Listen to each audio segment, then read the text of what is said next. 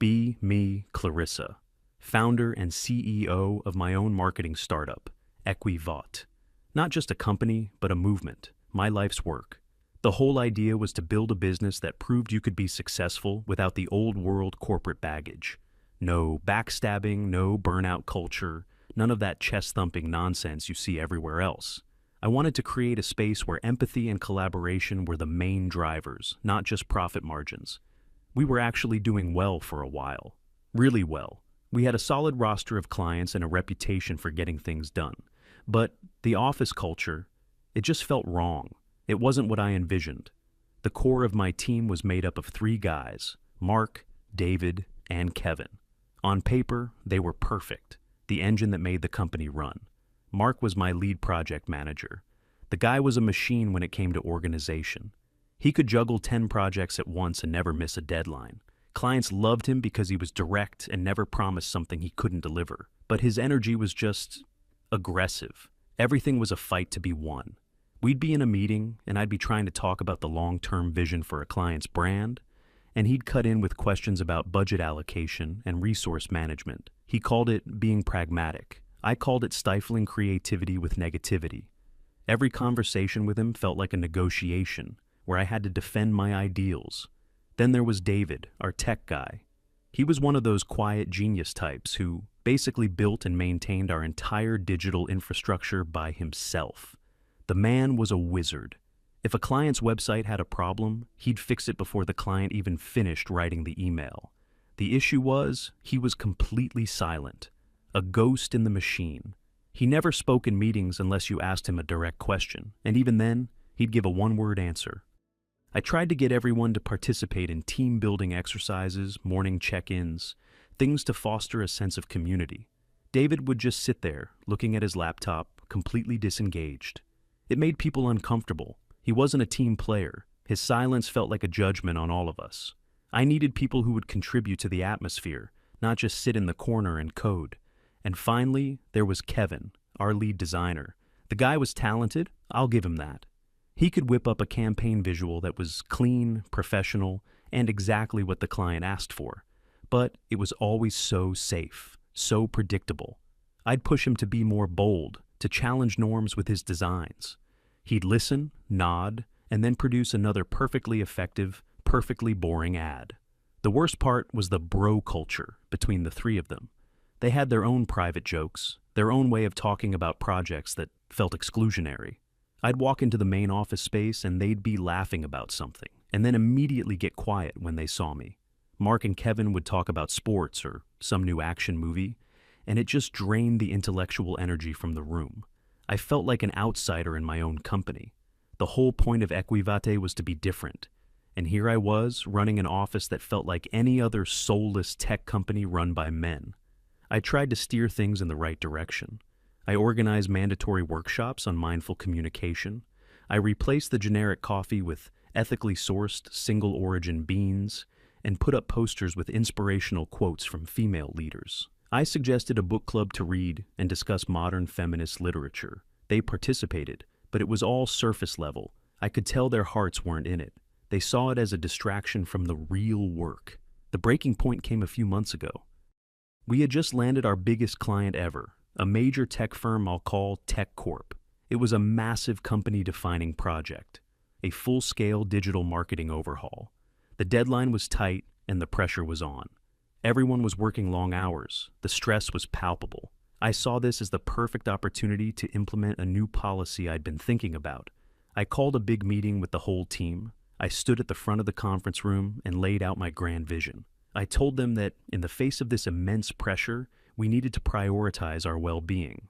So, 2 weeks before the final Tech Corp deadline, we were going to have a mandatory week of mental wellness. Reduced work hours, no internal meetings, guided meditation sessions in the mornings, and a no questions asked policy for taking mental health breaks. I explained that a refreshed, happy team would be more productive and creative in the final stretch. I finished my speech feeling proud. I was being the change I wanted to see in the world. The room was silent for a moment. Then Mark cleared his throat. He wasn't looking at me, but at the project timeline projected on the wall. He calmly stated that the idea was nice in theory, but completely impossible in practice. He pointed to several key milestones on the timeline that were scheduled for that exact week. He explained that pushing them back would create a domino effect, making it mathematically impossible to meet the final deadline. He said we'd be in breach of contract with Tech Corp, which would not only cost us the project, but also incur significant financial penalties. He finished by saying, "We just can't do it, Clarissa. The numbers don't work." I stared at him. The way he said "the numbers" felt like a personal attack. He was reducing my vision for a healthier workplace to a simple math problem. He was using his cold male logic to shut down a conversation about human emotion and well-being. Kevin shifted uncomfortably in his chair, but nodded in agreement with Mark. David, of course, said nothing, but he had his laptop open to a spreadsheet that seemed to confirm Mark's analysis. I saw it all so clearly in that moment. This was the wall I was always hitting. This was the toxic, results at all costs mentality I had built my company to fight against. They didn't get it. They would never get it. They were a part of the problem. I felt this wave of anger and disappointment wash over me. I ended the meeting abruptly. I went back to my office and sat there for an hour, just thinking. My dream of Equivade was dying. It was being suffocated by the very people I was paying to help build it. And I realized I had a choice. I could either compromise my values and let my company become another cog in the patriarchal machine, or I could make a radical change. I knew what I had to do. It was time to cleanse the temple. The next day I came in early. I prepared their severance packages, just the bare minimum required by law. I called them into my office one by one. Mark was first. He walked in, probably expecting a follow-up debate about the wellness week. I just handed him the envelope and told him his position was being eliminated, effective immediately. He was completely blindsided. He just stared at me, then at the envelope. He didn't yell or argue. He just got this cold, hard look in his eyes. He asked for a reason. I gave him some corporate HR speak about restructuring the company to better align with our core values. He just nodded slowly, stood up, and walked out without another word. Kevin was next. He was more visibly shocked. He kept saying, "But why? I thought everything was going great." I explained that we were moving in a different creative direction. He looked genuinely hurt, which was almost worse. He tried to talk about the projects he was in the middle of, but I just told him they would be reassigned. Finally, I called in David. I half expected him not to show up, but he did. He took the envelope, looked at it, and just gave a single, almost imperceptible nod. He turned and left. No questions, no emotion. Just gone. It was done. I walked out of my office. The main workspace was eerily quiet. 3 empty desks. I felt a moment of panic. What have I done? But I pushed it down. This wasn't a loss. This was a new beginning. I had cut out the rot. Now I could finally build the team I always wanted. A team based on shared values, mutual support, and a truly progressive vision. That evening, I posted a job listing. I didn't post it on the usual job sites. I shared it in private online communities for female entrepreneurs and progressive activists. The job title was Creative Visionary Intern. I wasn't looking for experience. I was looking for passion. The description didn't list technical skills. It talked about changing the world, dismantling traditional power structures, and creating a safe and collaborative space. It was an unpaid internship, but I framed it as a mentorship opportunity with the chance to earn invaluable experience. The applications flooded in. They were all from young, bright, idealistic women. I spent the next few days interviewing them. It was so refreshing. Instead of talking about their past job performance, we talked about their ideas, their feelings, their vision for a better world. I finally settled on 3 of them. The leader of the group was Zoe. She was smart, articulate, and incredibly passionate. She spoke my language. She used all the right words. She talked about intersectionality, emotional labor, and the importance of challenging the status quo. She didn't have any real marketing experience, but I knew she was a star. She just got it. The other 2 interns were her friends, just as bright and eager. They started the following Monday. The vibe in the office changed overnight. It was like a cloud had lifted. There was laughter. There was music. We replaced the sterile office decor with plants and colorful art. Our morning meetings were no longer about project updates. They were about sharing our feelings, our inspirations, our struggles. We started a company blog and a new Instagram strategy. Zoe was a natural at it. She wrote these incredible, thought-provoking posts about the problems with modern advertising and the need for a feminist approach to marketing. We weren't just selling a service anymore. We were selling an idea. For the first few weeks, it was perfect. It was a utopia. I felt so validated. I had been right all along. This was how a company was supposed to feel. The actual client work seemed less important. We were still handling the smaller accounts, mostly just basic social media management and content creation. The quality wasn't quite what it used to be, but the energy was so much better. I figured the skills would come with time. The passion was the important part. The first sign of trouble came from one of our oldest, smallest clients, a local bakery. They sent an email complaining that their online engagement had plummeted since the new team took over. They said the posts were confusing and the images were low quality. I brought it up with Zoe. I showed her the email, expecting her to be concerned. She just shrugged. She told me the bakery owner just didn't understand our new, more advanced strategy. She said that focusing on metrics like likes and shares was a patriarchal way of measuring value. What really mattered, she explained, was that we were starting a conversation. Her confidence was so absolute that I found myself agreeing with her. She was right. The old ways were the problem. The client was the one who needed to adapt, not us.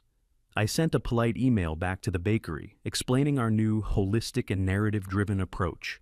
They canceled their contract the next day. I was a little annoyed, but I brushed it off. They were a small client anyway. They were holding us back, their loss. We were destined for bigger things. And the biggest thing of all was still on the horizon, the TechCorp project. After the firings, I had managed to get them to agree to a short extension on the deadline, blaming internal restructuring. I told them we had a new dynamic team in place and that the results would be better than ever. They were skeptical, but they agreed. Now that new deadline was looming, and the real work had to begin. It started with a simple request from the TechCorp marketing lead. They needed some urgent updates made to the project's staging website, which was hosted on our servers. It was a technical task, the kind of thing David would have handled in 5 minutes without even being asked. I didn't know the first thing about web servers or back-end code. I handed the request over to my new team. I told them it was a great learning opportunity. Zoe read the email from TechCorp and scoffed. She said the technical language they used was deliberately exclusionary and gatekeeping. Still, she said they would handle it. An hour later, I got a frantic call from the TechCorp lead. The entire staging website was down. Not just the page they wanted to update, the whole thing. It was showing a fatal error message. I ran out of my office to the main workspace. The 3 interns were huddled around a single monitor, looking terrified. I asked them what happened. They started talking all at once, blaming each other, blaming the system. One of them said she was just trying to change some text, and the whole thing crashed. Zoe stepped forward, taking charge. She declared that the problem wasn't their fault. The code that David had written was clearly the issue. It was overly complex and fragile. She said it was probably a form of professional sabotage on his part. He had left behind a system that was designed to fail without him. It made a twisted kind of sense. It was exactly the sort of passive-aggressive thing he would do. But that didn't solve the immediate problem. We had a multi-million-dollar client whose project site was completely offline because of us. I told them to fix it. They just stared at me blankly. They didn't know how. They had no idea where to even start. That was the first time I felt a real cold spike of fear. I spent the entire rest of the day and most of the night on the phone with the hosting company's tech support. I was trying to explain a problem I didn't understand to a support agent who was losing patience with me. I was Googling error messages, trying to decipher forum posts written in a language that might as well have been alien. The interns offered moral support for a while, telling me to be kind to myself during this stressful time. Then they left at 5 p.m. sharp, saying it was important to maintain a healthy work-life balance. By 3 a.m., sitting alone in the dark office, I finally managed to get the site back online. I had just randomly restored a backup from the previous day. I had no idea if I had lost any data. I just knew the error message was gone. I sent a shaky email to TechCorp, telling them the issue was resolved. I had survived, but something had been broken. The The perfect utopian illusion of my new office was starting to crack, and the worst was yet to come. I came into the office the next morning on about 2 hours of sleep. My eyes felt like sandpaper, and my head was pounding from the cheap coffee I'd been chugging all night.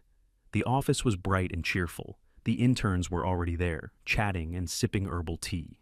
They had put a vase of fresh flowers on my desk. Zoe greeted me with a serene smile. She told me how proud she was of me for navigating a stressful situation with such resilience. She handed me a document she had prepared. It was a post-mortem analysis of the systemic failure. I scanned it. It was 2 pages of dense academic text about hostile digital architecture and the inherent biases in legacy code. The conclusion was that David had intentionally created a system that was impossible for anyone but him to manage, a classic example of knowledge hoarding as a form of patriarchal gatekeeping. There was no mention of their own mistake, not a single word of accountability. I wanted to scream. I wanted to tear the document in half, but I was too tired to fight. I just mumbled a thank you and went into my office, closing the door. I had just put my head in my hands when an email from Tech Corp popped up. It was from the marketing lead. His tone was clipped and professional, but I could feel the ice underneath. He acknowledged that the site was back up. Then he moved on. The next phase of the project was creative. They needed a full suite of digital banner ads for their upcoming product launch. The email was very specific. It listed the exact dimensions, the key messaging points, and the target demographics. It was a straightforward bread-and-butter marketing task, the kind of thing Kevin used to be able to turn around in a single afternoon. This was our chance to recover, a chance to prove that the website crash was just a fluke. I printed out the email and walked out to the main office. I tried to sound upbeat and motivational. I told the team that this was our opportunity to really shine, to show Tech Corp our creative vision. I handed the brief to Zoe. She read it over, and her expression soured. She pointed to a line in the email. The messaging needs to emphasize the product's superior speed and power. Zoe looked at me, her eyes full of disappointment. She said that focusing on power and domination was a tired and toxic trope. She explained that our campaign shouldn't be about selling a product, but about telling a story. We needed to subvert their expectations and give them something that would make people think. The other 2 interns nodded enthusiastically. One of them suggested we do a campaign that questions the very nature of speed in a hyper-capitalist society. A part of my brain, the logical part that I had been trying to suppress, was screaming at me. It was telling me to just tell them to do what the client asked for, but I couldn't. I had built this whole new culture around trusting their vision. If I shut them down now, I would be a hypocrite. I took a deep breath and said, "Okay, I trust you. Show me what you've got." It was a colossal mistake. They spent the next 2 days ideating and workshopping. The office was a mess of mood boards, sticky notes, and magazine clippings. They seemed to be having a great time. There was a lot of laughing and creative energy. I tried to check in on their progress, but they told me I was disrupting their flow state and that I needed to trust the process. The day the assets were due, they called me over for the big reveal. They had the designs up on the main monitor. I just stared. There were no product images. There was no clear branding. The banner ads were a series of abstract watercolor paintings. One was a blurry image of a bird in flight. Another was a close-up of a single drop of water hitting a pond. Overlaid on the images were cryptic, philosophical questions. Where are we all rushing to? Can you measure a moment? Equivate Marketing was written in a tiny font at the bottom. The client's name, Tech Corp, was nowhere to be seen. I asked Zoe where the actual product was. She gave me a patient smile, as if explaining something to a child. "The product isn't the point," she said. "The feeling is the point. We're not selling a piece of hardware. We're selling a moment of quiet contemplation in a chaotic world." My blood ran cold. This wasn't a marketing campaign. This was an art school project. I told them, my voice trembling slightly, that Tech Corp would never approve this. That we needed to start over, right now, and just do what they asked. The atmosphere in the room changed instantly. The smiles vanished. Zoe crossed her arms. "I'm sorry you feel that way, Clarissa," she said, her voice dripping with condescension. "We thought you valued creative courage." Another intern added that my reaction was stifling their artistic expression. I felt like I was losing my mind. But we were out of time. I told them to just package up what they had and send it over. I would deal with the fallout. We sent the files to Tech Corp. The response came less than an hour later. It was from a new person on the email chain, the chief marketing officer of Tech Corp. The email was short. This is completely unacceptable. It fails to meet every single requirement of the brief. It is amateurish and unprofessional. You have 48 hours to deliver commercially viable assets, or we will be forced to reevaluate our contract with your agency. I read the email 3 times. My hands were shaking. This was it, the final warning. I walked out of my office holding my laptop. I went straight to Zoe's desk. I didn't yell. My voice was dangerously quiet. I put the laptop down in front of her, the CMO's email glowing on the screen. "Read this," I said. She read it. For the first time, I saw a flicker of fear in her eyes. "Now," I said, "you are going to fix this. All of you. You are not going home until we have a new campaign that a normal human being would actually understand." I opened up our old project files. I found one of the last campaigns Kevin had designed. It was clean, corporate, and effective. A picture of the product, a clear headline, and a Learn More button. "This," I said, pointing to the screen. "Make it look like this. I don't want your art. I don't want your philosophy. I want a boring ad that sells a product." Zoe looked at the screen, then back at me. Her expression had changed from fear to indignation. "You want us to copy his work?" she asked, her voice full of disbelief. "You want us to replicate the most basic, uninspired, masculine form of advertising?" "Yes," I said through gritted teeth. "That's exactly what I want." "This is an incredibly hostile environment," one of the other interns whispered. Zoe stood up. "We can't work like this," she announced. "You're using pressure and aggression to force us into a creative box. This goes against everything Equivate is supposed to stand for." I just snapped. "I don't care about what Equivate is supposed to stand for right now," I heard myself shouting. "I care about the multi-million-dollar client we are about to lose because you guys can't follow simple instructions." The moment the words were out of my mouth, I felt a horrible sense of déjà vu. The way I was standing, the tone of my voice, the desperate focus on money and results. I sounded just like Mark. The interns were looking at me as if I had grown a second head. They looked genuinely scared, but it wasn't fear of me. It was a look of righteous, wounded certainty. I was the monster. Zoe took a deep breath and looked me in the eye. "We need to have a meeting," she said. "The 3 of us need to talk to you about the toxic work environment you've created."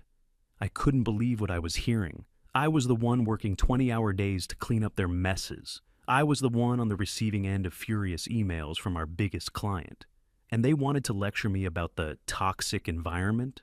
They scheduled the meeting for the following morning. They insisted. They said it was necessary to clear the air before any productive work could continue. I was so stunned, I just agreed. The rest of the day was a blur. They made a half-hearted attempt to work on the new ads, but they were mostly whispering to each other, casting worried glances in my direction. They left at 5 p.m. on the dot, as usual. I stayed. I sat at Kevin's old desk, staring at his design software. I tried to use it myself. I tried to drag and drop images, to create the simple, clean ads that TechCorp wanted, but it was useless. I didn't know the shortcuts, the tools, the techniques. Everything I made looked clumsy and ugly, like a ransom note. The professional-grade software felt like an instrument I didn't know how to play. An hour turned into 2, then 4. I was getting nowhere. The 48-hour deadline was ticking down. I was completely, utterly alone. My team, my hand-picked team of visionaries, had abandoned me. Worse, they had turned on me. They had taken the very values I had instilled in them, and were now using them as a weapon against me. I looked around the empty office, at the inspirational posters and the dying plants. The vibrant, happy utopia I had built felt like a prison. And I was the only inmate. I had a meeting in the morning where I was going to be reprimanded by my own interns. After that, I had less than 24 hours to somehow produce a professional quality advertising campaign from scratch by myself. For the first time, I didn't feel like a CEO. I felt like a fraud. I put my head down on the desk, surrounded by the ghost of a competent man's workstation, and wanted to cry. But I was too tired for that too. The blinking cursor on the blank screen just mocked me in the dark. I must have fallen asleep at the desk. I woke up to the feeling of the morning sun hitting my face through the office window. My neck was stiff and my back ached. The computer screen was still on, displaying my pathetic attempt at a banner ad. The interns arrived shortly after, looking fresh and rested. They didn't greet me. They walked past my desk and went straight to the conference room, closing the door behind them. A few minutes later, Zoe came out. She stood in the doorway, arms crossed. "We're ready for you," she said. It wasn't an invitation, it was a summons. I felt a surge of defiance. I was the CEO. I owned this company. I didn't have to do this, but I was too exhausted to fight. I just wanted it to be over. I walked into the conference room and sat down. They were all sitting on one side of the table, a united front. They had a notepad in front of them with a list of bullet points. It felt like a tribunal. Zoe acted as the spokesperson. She started by saying that they were all deeply concerned about the direction the company was heading. She said my behavior the previous day was problematic and created an unsafe space for creative expression. One of the other interns chimed in, saying my fixation on the client's demands over the team's well-being was a classic example of late-stage capitalism's dehumanizing influence. They told me I had been using aggressive language and imposing unrealistic expectations. I just sat there, listening. It felt surreal, like I was watching a scene from a terrible movie. I looked at their faces. They were so earnest, so convinced of their own righteousness. They genuinely believed they were the victims here. Zoe then slid a piece of paper across the table. It was a list of their demands. They wanted a formal apology from me, both written and verbal. They wanted a new policy implemented that would give them full creative autonomy on all projects, free from client-driven micromanagement. They wanted a reduction in working hours and the introduction of a 4-day work week, effective immediately to prevent burnout. And the final point, they wanted to transition from unpaid interns to salaried, co-directing partners in the company. I read the list and something inside me just broke. It was the sheer breathtaking audacity of it all. We were hours away from losing our only major client. The company was on the verge of financial ruin, and they were demanding a promotion. I started to laugh. It wasn't a happy laugh. It was a dry, hollow, exhausted sound. I couldn't stop. I just sat there, laughing at the absurdity of my situation. My laughter seemed to unnerve them. They exchanged confused, worried glances. When I finally stopped, I took a deep breath. I looked at Zoe. "Get out," I said. She blinked. "What?" "Get out," I repeated, my voice flat and empty. "All of you, pack your things. You're done here. The internship is over." For a moment, they were too shocked to speak. Then the outrage came. Zoe stood up, her face red with anger. "You can't do that," she sputtered. "You can't just fire us for speaking up. This is retaliation." "You're unpaid interns," I said, the words tasting like ash in my mouth. "There's nothing to fire you from. Your mentorship opportunity has concluded. Now, please leave my office." They started shouting about their rights, about how they were going to expose me and my exploitative practices on social media. I didn't care anymore. I just pointed to the door. It took them another 10 minutes of threats and dramatic pronouncements, but eventually they were gone. I was alone again in the silent office. The deadline for the Tech Corp assets was in about 6 hours. I knew it was hopeless. I couldn't do it. I had failed. I had taken a successful, growing company and driven it straight into the ground in a matter of months. I had done it to myself. I had chosen ideology over competence, and this was the result. Sitting at my desk, I pulled up the company's financials. It was even worse than I thought. The penalty for breaching the Tech Corp contract would wipe out almost all of our remaining cash reserves. Equivate was finished. Then, a different kind of thought entered my mind, a desperate last-ditch Hail Mary. My fingers moved on their own, opening my old contact list. My thumb hovered over a name I hadn't looked at in months. Mark. What was I even thinking? He would laugh in my face. He would hang up on me. But what other choice did I have? I took a deep, shaky breath and hit the call button. It rang 3 times. I was about to hang up when he answered. "Hello?" His voice was calm, professional, unfamiliar. "Mark," I said, my own voice barely a whisper. It's Clarissa." There was a long pause on the other end of the line. "Clarissa," he said finally. His tone was impossible to read, not angry, not friendly, just neutral. I started talking, the words tumbling out of me in a desperate rush. I didn't make excuses. I didn't blame the interns. I just laid it all out. I told him about the Tech Corp deadline, the website, the banner ads. I told him I was in over my head and that the company was about to go under. I told him I knew it was a long shot. I knew I had no right to ask, but I was desperate. "I'll pay you anything," I pleaded. "A consulting fee, double your old rate, triple it, just for a few hours, just to help me get through this one deadline." When I finished, the line was silent again. I held my breath, waiting for him to tell me off, to tell me I deserved this. When he finally spoke, his voice was still perfectly level. "I appreciate the offer, Clarissa," he said, "but I can't help you." My heart sank.